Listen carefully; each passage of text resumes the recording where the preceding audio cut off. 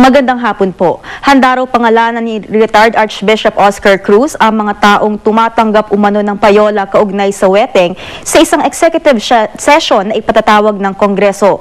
Pumayag dumalo sa executive session ang Arsobispo matapos makatanggap ng imbitasyon mula sa Kongreso.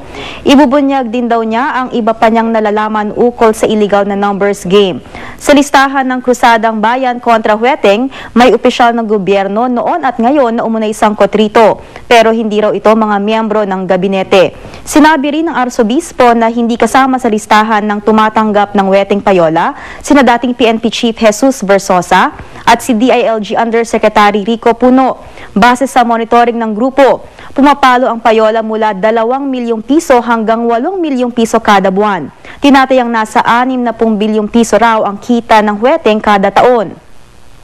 Sa ibang balita naman, suspendido muna ang selebrasyon ng Foundation Day ng Kolehiyo ng Subic matapos ang pagsabog ng pulbura sa cheer dance competition sa Subic, Zambales kagabi. Ito ang naging desisyon sa pulong ng lokal na pamahalaan, mga guro ng kolehiyo at ng Subic Police kaugnay sa naganap na aksidente, kung saan 56 ang sugatan. Makikita sa amateur video na ito ang unang grupong nagtanghal sa naturang kompetisyon sa covered court ng Asinan Poblasyon.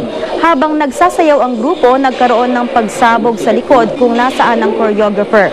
Napuno ng puting usok ang bahaging iyon ng covered court. Maya-maya'y bigla na lang huminto at umalis ang 2 dancer sa likod na may dalang mga watawan. Naramdaman daw kasi nila na may mga sugat na sila sa kanilang ulo, batok at braso.